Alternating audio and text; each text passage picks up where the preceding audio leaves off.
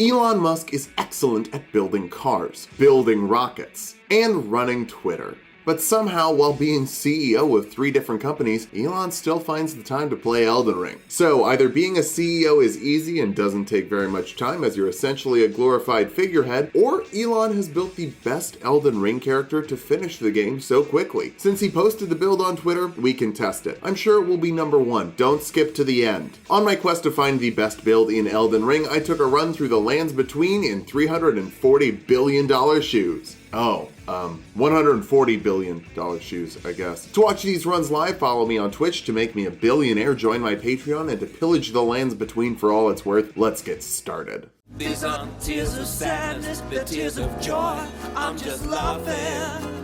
We'll start off by making Irony Man in the character creation. If Elon had a superpower, it would be irony. He's not mad. Don't put it in the paper that he got mad. We head into Limgrave, buy a crafting kit for our first weapon, and get a horse from Grimes. Elon famously loves horses. Google Elon Musk horse to find out more. Then we put our flasks in the secondary menu for some reason. Apparently part of the billionaire grind set is hitting an extra button every time you want to heal. All of Elon's equipment is locked behind bosses. It's pretty clear he started as a prisoner, but I'm not using anything I didn't see in the tweet. If I did that and it wasn't great, which it will be, obviously he's a genius, people could blame me for using things he didn't. Unfortunately, that means the only thing we can actually get before fighting a boss are crystal darts. There's a merchant selling the recipe, but we don't have enough runes, so for that we got a blue skidoo over to Dragon Barrow and rob some graves. It's called capitalism, and it's great. You can also kill a knight's cavalry with some cheese, but it can also kill you, so watch out for that. Then ta-da, we have the crystal dart recipe. To make crystal darts, we have to head into the Liurnia emerald mine. Elon is a real down-to-earth guy and actually funded his first business working in a mine. Google Elon Musk emerald mine to find out more. We're just here for cracked crystals, but end up taking 1 death to gravity and 1 death to miners. So weird. As a libertarian, Elon Musk normally gets along great with people who work in mines. Google libertarian mine. I'm not making that joke.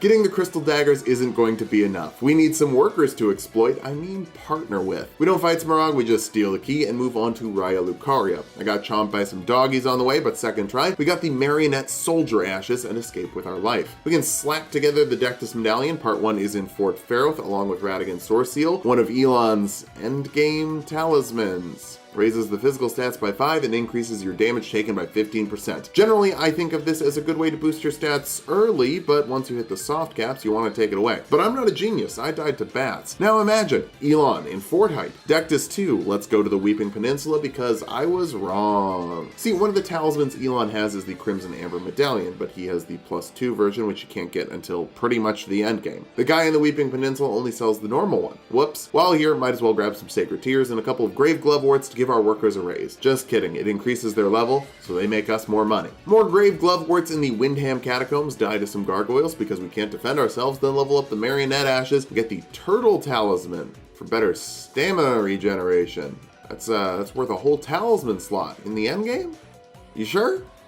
Okay. We can't have both of these fantastic talismans with only 1 pocket, so let's go kill Margit. I'll be honest, we didn't do a lot in this fight. We just kinda throw our little darts, but Rogier and the soldiers do the most. Hell, after 25%, we can't even really deal damage since we're out of darts. I guess we can fist him, just do some fisting. Second pocket acquired. We need to get more cracked crystals for more darts. Since we're here, might as well beat the Crystallion, except I didn't want to waste any darts, so we'll just fist it. How long could this fisting take? Hey, we also get the bell bearing to level up some weapons later, once we, get some. First weapon comes from Rogier, the guy who invented PayPal, but for that we gotta beat Godrick without a weapon. It's fine, we have marionette soldiers and Nepheli. Except the real boss is this one soldier who won't let me talk to Nepheli.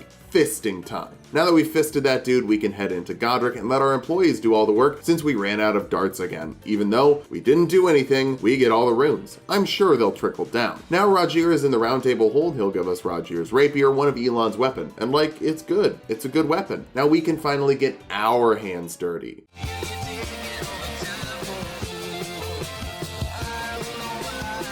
Before we get a new laborer to exploit, let's get a hat. After dying to the dog one time, we can show off our new weapon, more specifically the Glintblade Phalanx Ash of War. I remember using it for the Alucard run, and it was solid, though everything in Raya Lucaria resists magic, so hopefully we can get some damage variety later. That's foreshadowing, we don't. The Twin Sage Glintstone Crown requires backtracking through the rooftops of Raya Lucaria, and that's annoying. I fell off twice. Eventually though, we kill a crab and get the Twin Sage Glintstone Crown. It raises our intelligence by 6. Obviously the brain is big on the biggest brained build of all time. Guess it does reduce our HP and stamina by 9%. Is that what the turtle talisman is for? That doesn't actually even give us more stamina. It just makes the stamina come back faster. What the f? Radon time! Classic capitalism strategy. Summon everyone else to do the work for us and get some Glintblade Phalanxes in to stop Radon from participating. If you just eliminate the possibility of competition and have other people do the work you need, it's pretty easy. Maybe this is a really great build. Now Elon can make a tunnel that's wide enough for more than one exploding car and head into Nokron. Summoning the marionettes was actually a mistake against the Mimic Deer since every arrow makes him dodge, so he just won't stop rolling. God damn it, stop!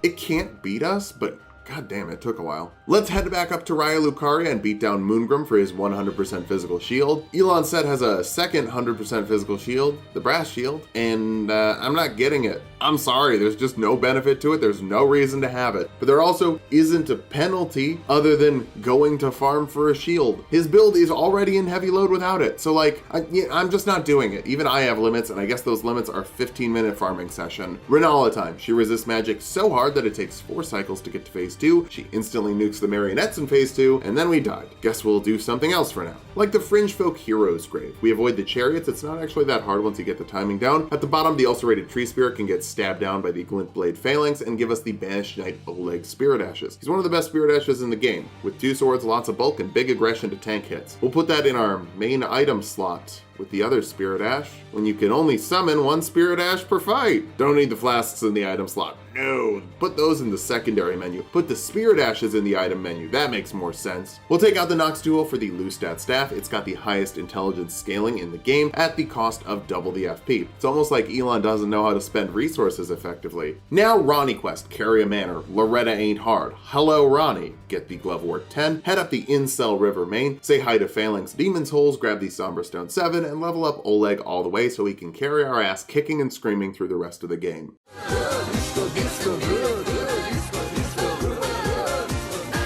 With that Somber Stone, we can get a +9 Somber weapon if we pick up the Moonveil. It also has Bleed and was considered the strongest weapon in the first version of the game. I'm not saying that someone hypothetically typed in most strongest Elden Ring build for a big boy whose dad isn't disappointed in him, but I'm not saying that didn't happen. We take a couple of L's in the Fort Gale tunnel before beating down the Magma Worm for the Masa Moonveil. It's been nerfed, but it still kind of rips. Check it out against this putrid avatar. Never mind, Exicus first to level up the Moonveil. For this fight to really make sense, we have to do a bit of context. Previously on Tulok and Mango, I poured my whole fucking water bottle on my computer and capture card. So sometimes when I fight the big dragon, the capture card disconnects, and I don't get to see the game. It's actually fine. It dropped out right before we broke its stance, so I had 5 seconds to reset it. No deaths because of that. Very funny. Moonveil goes up to +9. I think if it's a sword made out of the moon, it should be able to kill the moon. Now we can 2-cycle phase 1, although with a +9 weapon, that's not a great sign. Renala just kind of resists magic heavily, but using the Transient Moonlight does a ton of stance damage. It's the only kind of trans Elon is okay with, because unlike the Moon Mommy, Elon is a bad person. I'm dropping the veil of pretending he's cool. Hopefully Sunk Cost Fallacy pulls the Elon Dick Riders to the end of the video anyway. Renala can fix our stats because I accidentally overleveled Vigor for getting the boost from Radigan Source Seal, so now we can actually put it on and head into the rest of the game if, the game doesn't keep crashing.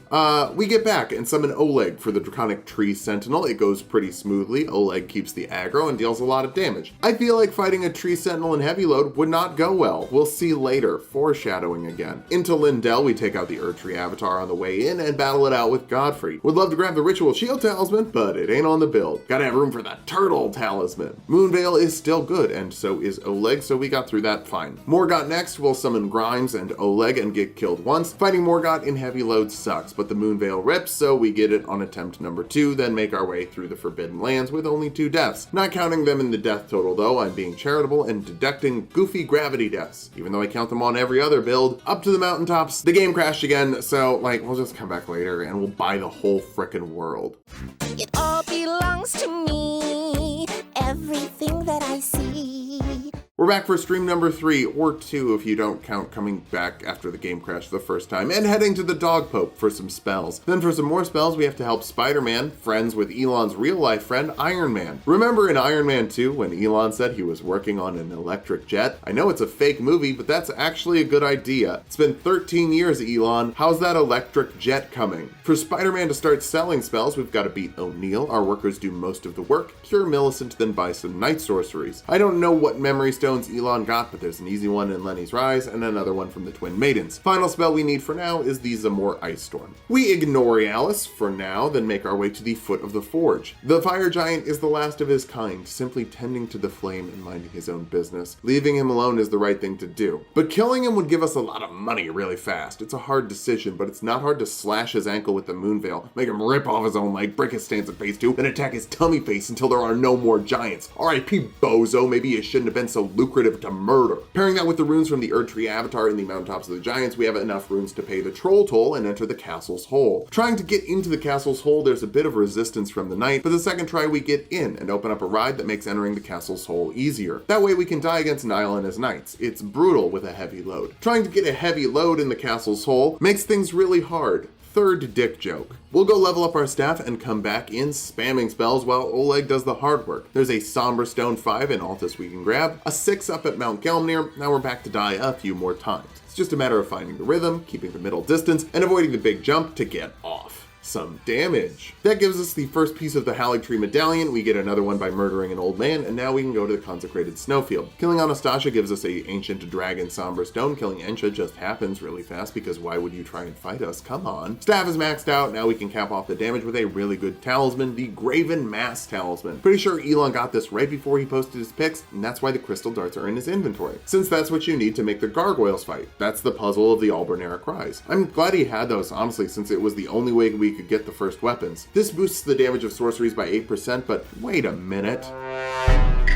That's not the Graven Mass Talisman. That's the Graven School Talisman, which is half as good as the Graven Mass Talisman. God damn it. I guess that makes sense. The Comet spell is on the way to it in Raya Lucaria. We just have to use something worse now. We still need a bunch of runes, so I guess it's fine that we're in the Consecrated Snowfield. These bosses drop a lot of runes. The Magmorum is even easier to kill than most bosses, since we can just post its address and license plate and our octopus dick riders will beat it to death. The Putrid Avatar goes poorly. It just kind of whomps us the first time. Second try goes much better. We kill it and we're back to the Grace. Wait, hold up. Where are the runes? Did we warp too fast? Oh no. Back up the mountain, I guess. We'll beat it again. Still only counts as one boss, even if it was 2 pains in my ass. I decide we should go get some better physic tiers. Since I don't know which ones Elon has equipped, I'm allowing myself to do anything that wouldn't alter our stats. The Erdtree Avatar in Liurnia gives a magic boosting tier. That sounds good to me. We kill our usual rune farms in the Dragon Barrow without issue. The Putrid Avatar, Grail, and the Beastmen of Faramazula. Though you might notice we're getting less runes, like 56% less runes. That's because Elon doesn't have the Golden Scarab or any pickles equipped. While we need resources in order to make this work, there are smarter ways to use resources more effectively. There are a limited amount of resources we can actually use. A renewable resource could at least limit the amount of non-renewable resources we need, making them last longer while also making our lives more convenient and give us time to find more renewable resources. In Elden Ring. This isn't a political video, I promise. And the communists have the music. Level 111 is not only our cap, but we can't beat the game until we hit that level, since we're not technically using Elon's build till we get there. One of the biggest loads Elon can take is from Mohg, but for Elon to take Mohg's load, we need to get to the Mohgwyn Palace. It's not too bad. The Penguin Noble goes down pretty fast, and we blue skidoo into Bloodtown. Sans the Skeleton shows us how to effectively handle a billionaire, then we make it through the scary cave and get to the Grace outside Mohg's arena. I even remember to kill Eleonora and grab the tier that stops the phase transition attack from being effective. Look at me. Aren't you proud? Well, you shouldn't be, because Mohg is about to book us a flight on the express route to Paintown. Google Elon Musk express flight for more info. Here's the issue with Mohg. we have a heavy load. In the tweet posting the build, Elon says equipped load will be lower if fast roll is needed. But like, if you ask any Souls player, they'd tell you to always be in medium or light load, even if you get to the heaviest load in the game. Thanks for watching that one, by the way. #1 video on the channel in a week. Very happy about that. So what I'm pretty sure happened here starts with something reasonable. Elon has never played a FromSoft game and assumed that it was best to maximize the amount of weight you can carry. It makes sense to think that your weight limit is a target like a speed limit. I actually don't blame him for that. The problem is, someone told him that was wrong. He should be in medium load, but wouldn't just admit that he didn't know that. If you can't admit you're wrong about something and stubbornly pretend you're a flawless expert, you'll make terrible decisions. It might even lead to a bunch of unnecessary death. In Elden Ring. Totally talking about Elden Ring. Speaking of, we died a lot here. You've been watching that in the background. Ran out of time. This is going to another stream. We come back and kill the Dragon Barrow Dragon, a free slew of runes, then get the stones to level up the rapier. Maybe that will help us with Mohg. No way. Not this time. We created it. Not this time. No, not this time. It's totally made up. Pure fiction.